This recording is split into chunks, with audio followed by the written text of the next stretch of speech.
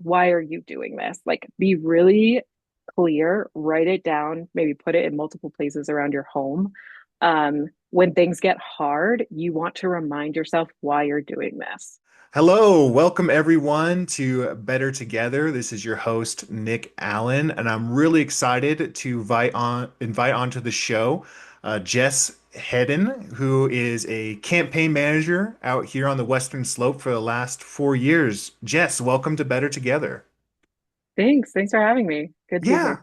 Oh, well, I'm glad you're here. So, we're really approaching that midterm season. We're having folks on to discuss elections. So, I thought it would be great to have a campaign manager on and tell me a bit about, what campaigns you've worked on in the past. Yeah, so like you said, I've been doing this job for 4 years, which is not that long. And also, once I ran my first campaign, really fell in love with the work and decided to sort of dive in headfirst. So I ran Rep. Velasco's campaign back in 2022. Rep. Mhm. Velasco is the state legislator for HD 57, which is Parachute to Aspen. And then after that, helped out Shad Marib in his campaign for the statewide chair of the Democrats. In 20, that was 2023. In 2024, that's when things started to pick up. So I helped with RE2 in their recall election that they were running. Mhm. That happened in August of 2024. Was also running Steve Arouse's campaign for Garfield County Commissioner that year. And then also was the Western Slope political director for Amendment 79, which was the amendment that codified abortion rights in Colorado's Constitution.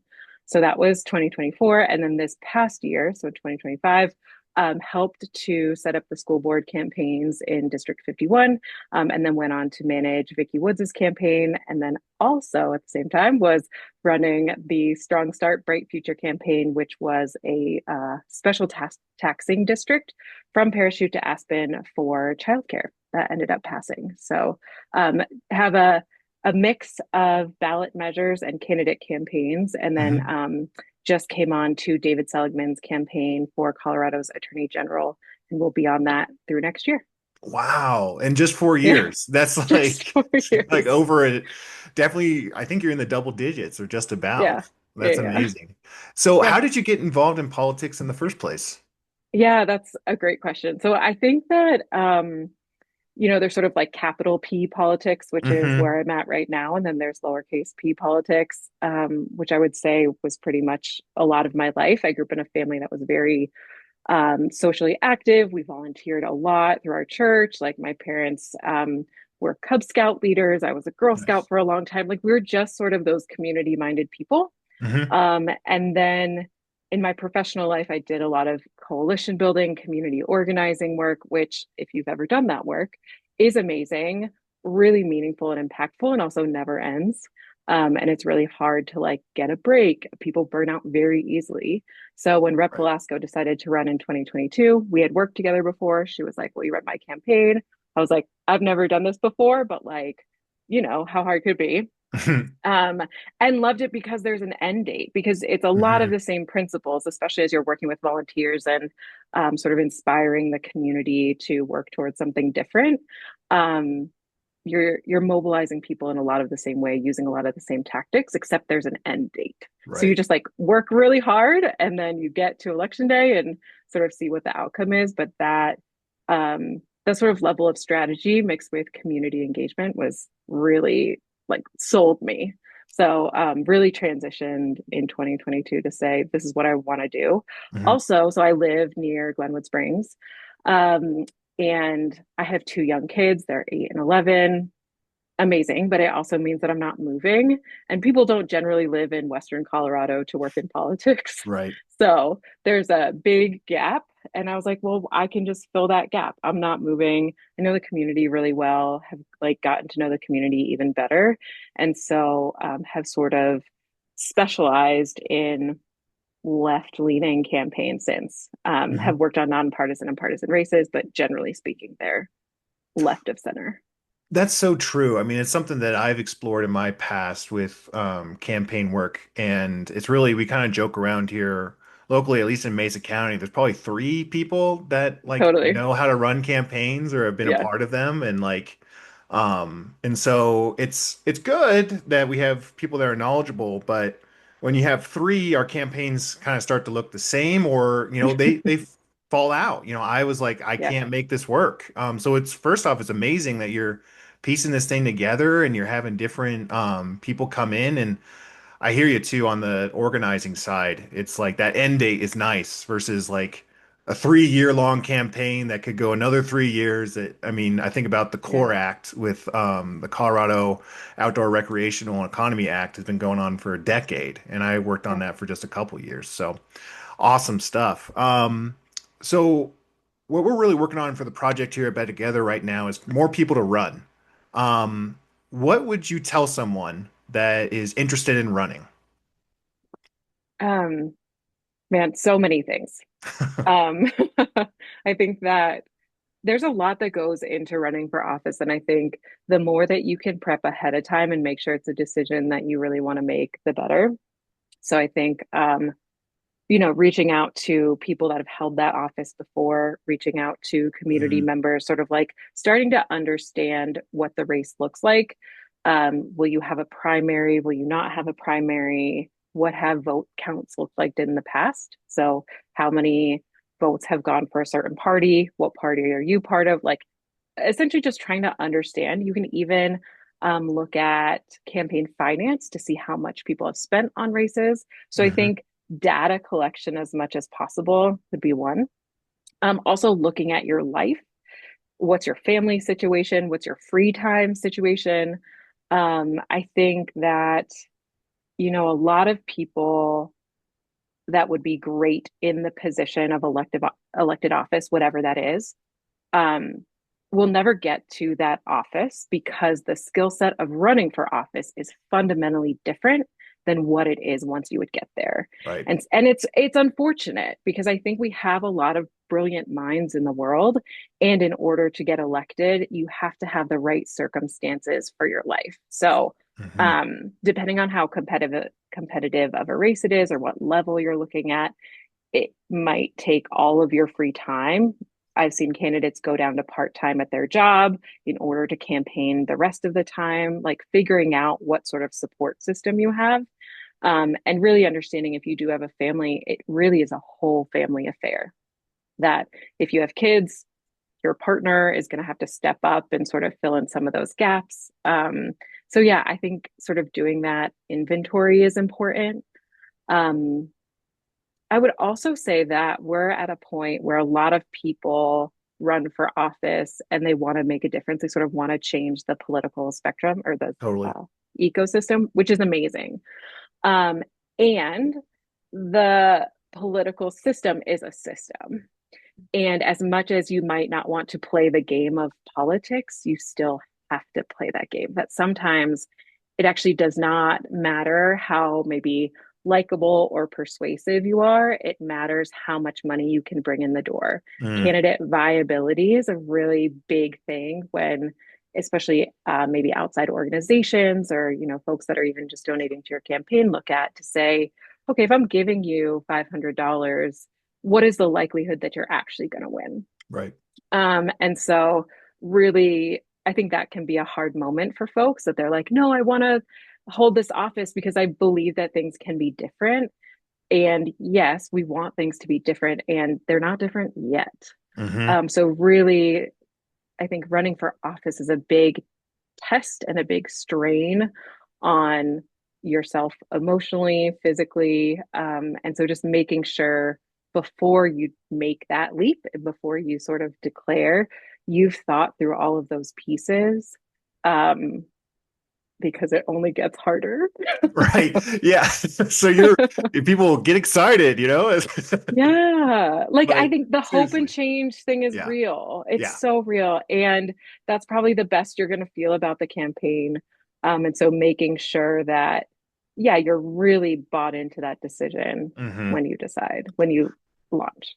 So just to kind of surmise that a little bit, it's really, making sure you're aware of what you're running for. So reaching out to people that have run themselves, have been in that position. A lot of times you can just contact your current elected, if Mhm. they're, representing you, they should tell you what it's like. And then check in with yourself. right? And your family. That's such a huge thing. I know my wife, like after my election in 21 for school board, like I crashed out. I was like sick for like three Yeah. days straight. I was just, and I Mhm. had no idea. I had no idea. Yeah. And my wife came to me and she's like, honestly, I didn't understand how hard this was until it was over. Yeah. Yeah. And that's not to say it's not worth it, but you're exactly Right. right. It's a community affair, it's a family affair, especially. Mhm. Yeah. Yeah. And I think that people have equated it to almost like putting on a wedding or something Sure. like that, where Sure. like you are more public and more vulnerable in a way that you haven't been before. Your name and your face is on everything. And Hmm. so I think that you are running on adrenaline for months at a time. It is not uncommon for candidates to crash out, win or lose after the election, that it's like, oh, it just all sort of hits you. I crash out after Sure. elections where I'm Yeah. just Yeah. like, I need a week or two to bounce back. And so, yeah, just sort of as much as you can before making that decision, just knowing what you're in for. Again, like it is worth it. We need good people in office. Hmm. I don't say any of this to deter people from running. I think people just need to be as sort of eyes open as possible walking into it. Right. We don't want to lie to people because when No. the rubber hits the road, they need to be ready for it because it's hard for sure. What do you Yeah. think in regards, because we have the primaries coming up, and just kind of Mhm. from your analysis, from a political person, like, do you think it's good to have multiple people run in a primary, or do you think it's better to have a candidate like not take hits and they can come clean into a general? What do you usually think about that? Mm. That's a really good question because I think that we want the best candidates possible and we want candidates that really represent the community. I think hopefully at some point we talk about campaign finance because Oh, that's a yes, whole definitely. whole thing. But sometimes it is just the candidate with the most money that's sort of a shoe in because they're like, well, that's how we win. Hmm. So and I want to hold at the same time in places where left leaning candidates are not in the majority or it's harder for left leaning candidates, it doesn't make sense to waste money on a primary. I think when you think Mm, through all these things, you can think ideologically, like, yeah, this is great because then these two people can get out there and share their ideas and then we can decide. But all of these things cost money and really mm, you can sink 50 grand easily into a primary election. And that's taking away from what could ultimately be like a better general campaign. So I'll preface this for sort of where we live. So in Western Colorado, where Democratic principles are not in the majority, mhm. I prefer to have candidates sort of sorted out themselves before the primary. So like Okay. that they however you want to do it, have a meeting, have a discussion around what makes the most sense because it really is in the best interest of candidates and the community and sort of like the financial ask that candidates will be putting on the community that we can narrow it down to one candidate. So, Gotcha. but I would say that's local candidates for Western Colorado. I Hmm. think once you get to bigger races, yeah, you want to see the different platforms. I think, especially as we're seeing a multitude of perspectives, both on the left and the right, like really getting to hear from people what they think about things so that voters can make the most informed decision possible. Yeah, that perspective is so true. I mean, I continue to see it, especially at the larger scale, but even locally, how vast the ideology is within each party. Mm-hmm. From just sort of the moderate side to obviously the more left wing or right wing.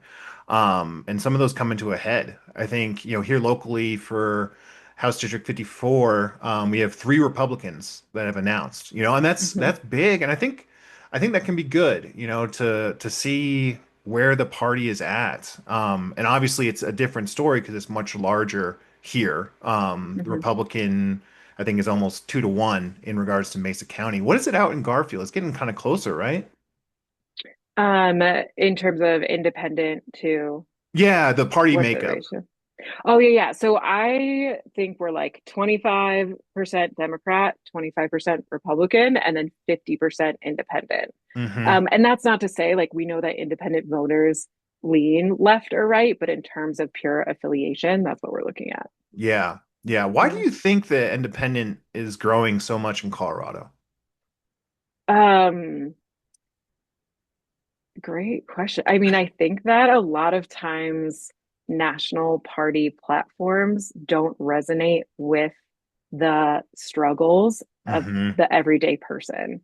And so it's really hard for people to place themselves in a national party platform that may not necessarily speak to what's going on in their life. I also think there's a piece of Colorado ideology that's sort of libertarian in nature that's Hmm. like, you can't tell me what to do. Right. Like, I get to make my own choices, like, all of that sort of rhetoric, which I think is, true to a Sure. certain extent. So I For think better or that worse. people, yeah, and like, especially in primaries, you Hmm. get sent both the Democrat and the Republican ballot. And so you get to make that strategic choice about what you want to do. I will say you can't caucus if you're an independent. So, there's ways to sort of work the system that way. But Right. I do think that, yeah, people are pretty frustrated with the two-party system right now.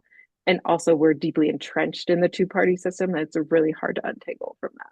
Yeah, I'm hoping Colorado. I mean, I'm an independent in large part due to, from the party platform or just how the party is operated, my frustrations there, but also you're exactly right. I have a little bit more choice in a lot of ways, and I can, be a little bit more selective and small p politic about where I vote and how I vote, and that's important to me. And so, Yeah. yeah, it'll be interesting to see how that shift continues and hopefully an example for the nation. But let's get back to campaigning here. Yeah. Barriers, especially money. Like, Yeah. how much does money play into this thing and campaign finance overall? Yeah. A lot is the short answer.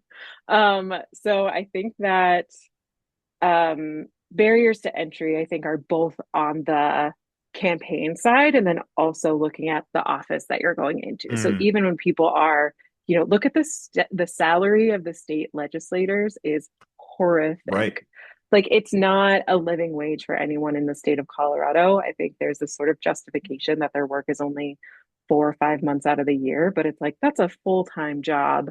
You can't have someone in that position unless they have another form of support system to help them meet the cost of living in this state where those are only on the rise.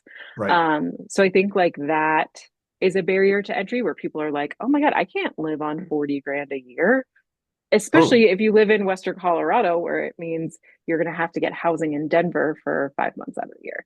So I think like that's a piece of it. I think it's also recognizing that what we have right now is a system where the more money you have, the better ability you have to get your name out into the public.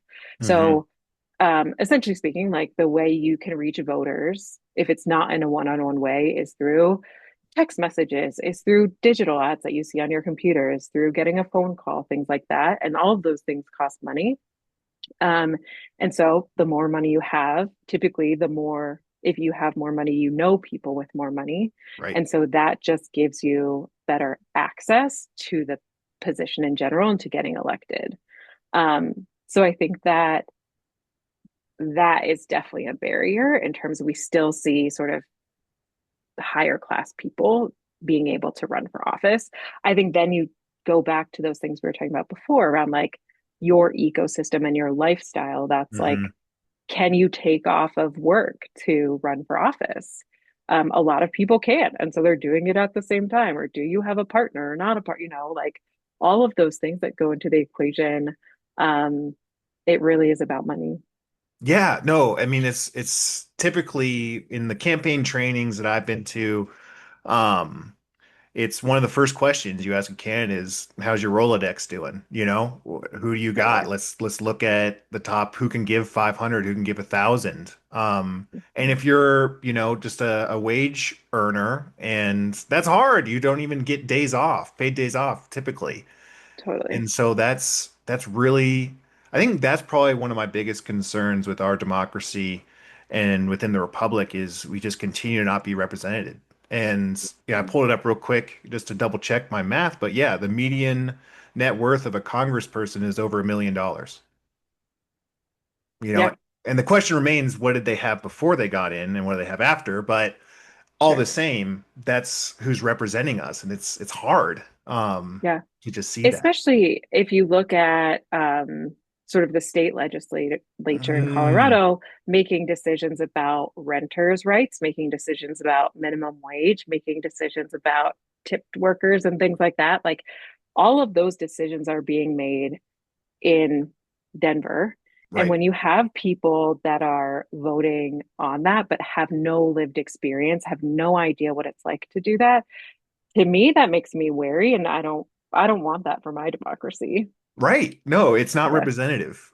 yeah. And it's I see that even at the local, council level. We have here in Grand Junction. I mean, I have friends across the board on that council, but only one is a working class person. Everybody else is Yeah. either retired, a business owner, or a professional class.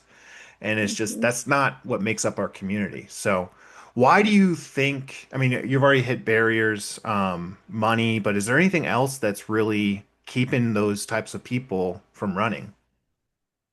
I mean, you could go to sort of like the racism, sexism that we see, Mm, rampant homophobia, things like that, to say, like, I don't want this person representing me. They don't represent me, things like that.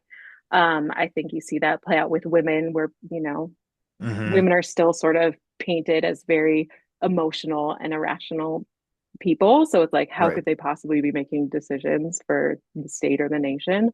Um, those things are so real. And it is unfortunate. But when you're dealing with trying to get people to vote for you, you have to address those stereotypes head on Mm, and try to create a different narrative and a different story for yourself. Because in the absence of that, people are going to fill it in with their own sort of natural biases.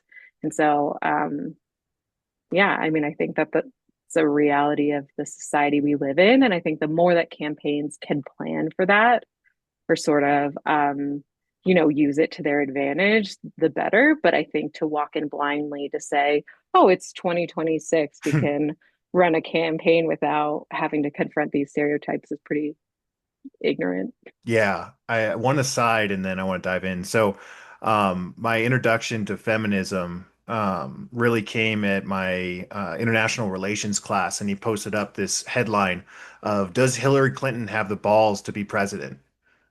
And it's Mm. just like, first off, no, like I literally no. Yeah, yeah, And yeah, like that's literally. just it's so eliminating and well not. It's not eliminating, but you're right. It's uh, a major barrier for so many candidates that I think sometimes they can even dismiss themselves early on. Which I Yeah. understand, but it's a danger. Yeah, I think that recognizing that the stereotypes exist and it's something that you're going to have to face again is one of those things that candidates need to be aware of walking in the door, to Hmm say, like, this is something that's going to come up. I think I've seen candidates handle it really well in terms of like talking through it or being able to sort of dispel those stereotypes. So, right. It actually, like, I think if you can look at the bigger picture to say we need representation, we need folks to do this, and at the same time making sure folks are aware of what they're going to face, and then leave it up to the candidate. I think hmm again, no one should be running when it's a detriment to their own mental health or their physical safety or things like that. Um, and I think the best way to sort of know that that's going to come is to be prepared on the front end. Right. So let's say let's go into that. So you have a candidate who they've done all their research, their families give them the okay, they're feeling good. They've come to you. What's one of the biggest pieces of advice you give someone when they're like, "Hey, I'm ready to announce I'm going to run. Um, how should I approach this?" Hmm. I think I'm going to give sort of a logistical answer Let's and do it. then I'm going to give like a spiritual, or I'll start with the spiritual answer. I think connect to your why. Hmm Like, and I think that sort of came through with what we were talking about earlier is like, why are you doing this? Like, be really clear, write it down, maybe put it in multiple places around your home. When things get hard, you want to remind yourself why you're doing this. And it's going to be hard the whole time. And so I think that um, yeah, making sure candidates are super clear on that is important. Then in terms of actually launching, I think it's about looking at the timeline of your race. So Mm, saying like, do you have to participate in caucus and assembly? Do you know how you're getting on the ballot? Like there are so many logistics that I don't think people realize if you're not involved in politics that are around like, candidate affidavits and tracer and bank accounts and all of those things. So I think it's again having those in place to say on the day that I announce I know that I can capitalize on this momentum to send people to donate to my campaign. They can find out about me on the internet. They can sign up to volunteer. A lot of campaign work is capitalizing on people being excited about who you are and the potential change. And we know that people's feelings ebb and flow. So when people want to donate, when people want to volunteer, your campaign needs to be there ready to go to say, these are all of the ways and this is how you can get involved. I think it can be a detriment to campaigns when you're like, yeah, I'm definitely doing this. And people are like, well, how can I help you? I really love you. I want right. to be there. And you're like, uh, That's give me coming. like yeah, give me a week. I'll like figure it out. I don't actually have the answer. Like this is a professional thing. You're Hmm. there to build confidence in your donors, and your volunteers and the folks in the community that are supporting you. So like have your ducks in a row.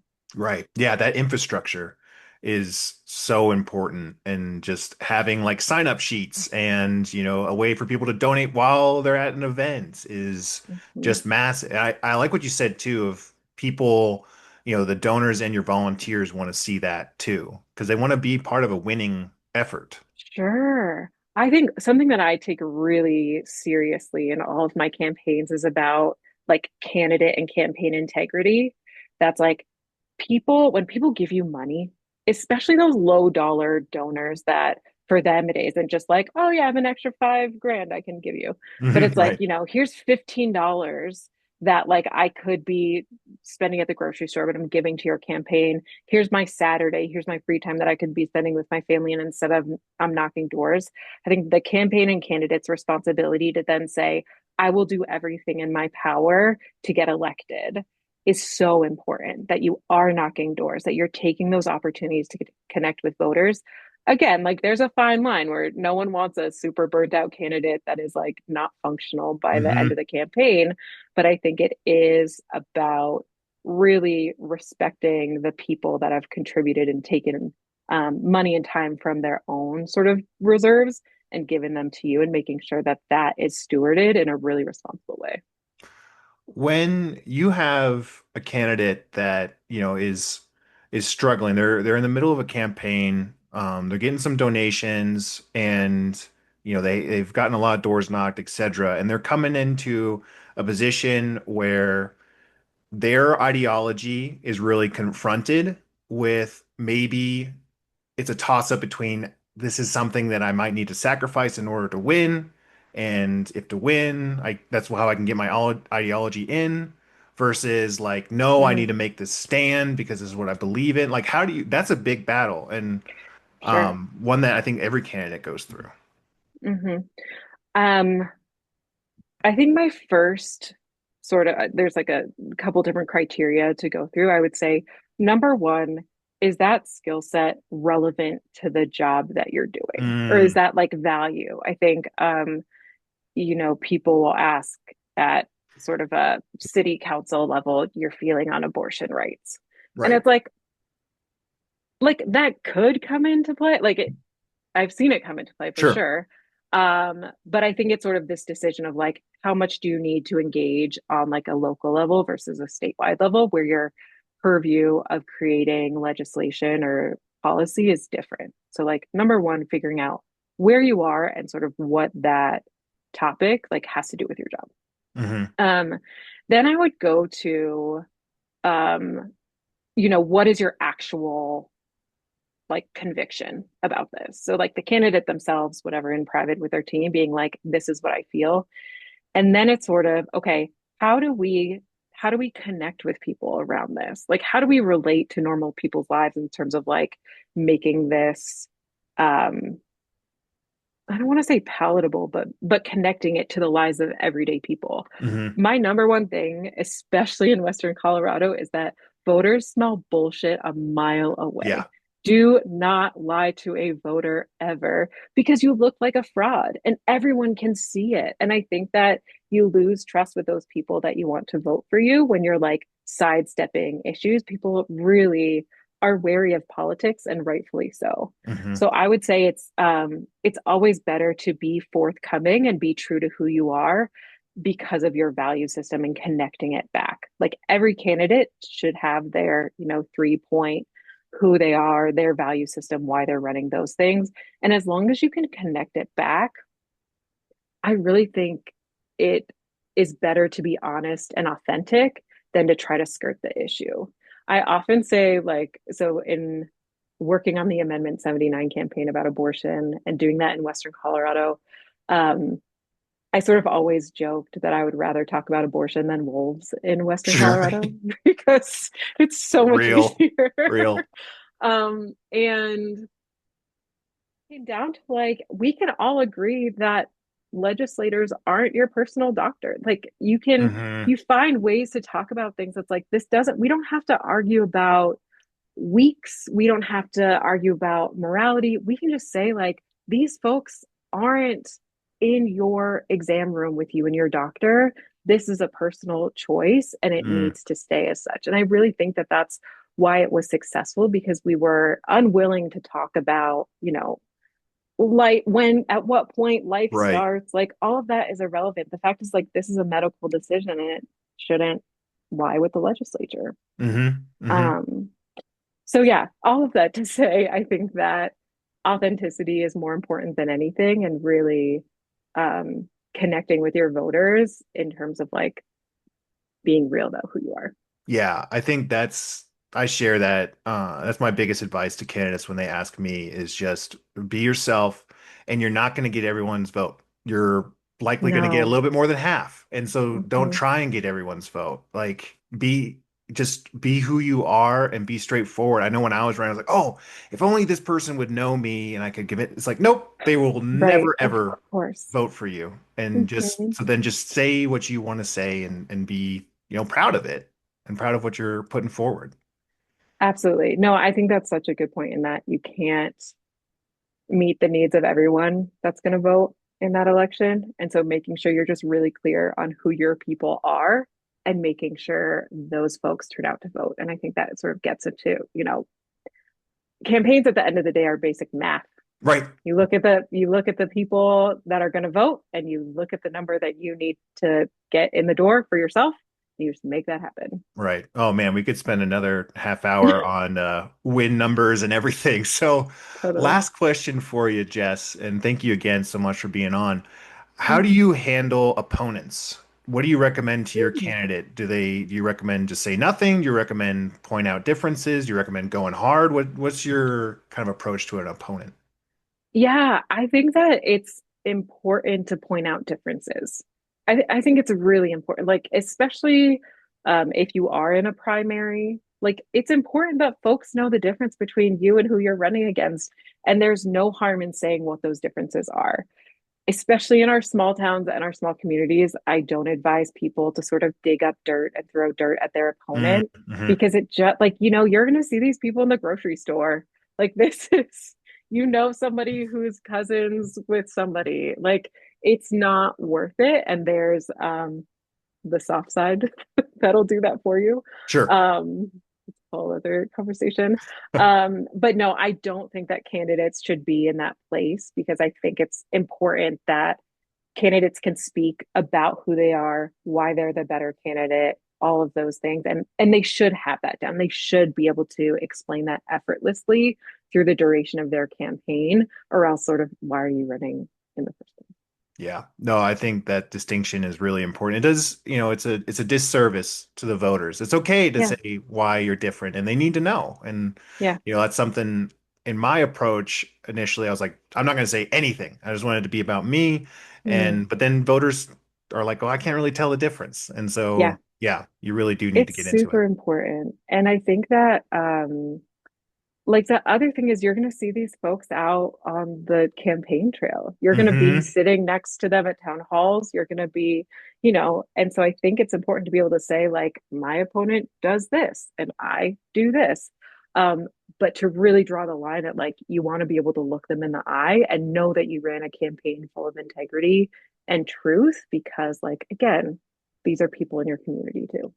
Yeah. Jess, I think that's a great way to end it right there. Yeah. So thank you so much for joining on. And then, is there any way, like, do you have an official business or website where people, or how can people that are interested get a hold of you? Or I don't know if you might not want that right now, but Yeah. I mean, like maybe LinkedIn, which is probably one of the sure. nerdiest answers I can give.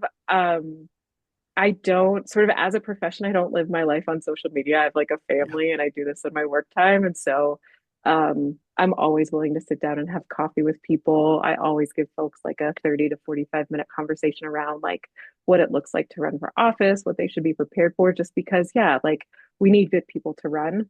Um, and also not everyone should be running. Right. So LinkedIn, Jess There you Hedden, go. All that's how right. you find me. Send y'all a LinkedIn. Okay. Well, thank you so much, Jess. And Yeah. we really appreciate it Yeah. Thanks for having me. for sure. Thanks for watching, and don't forget to like and subscribe. Special thank you to our Patreon members.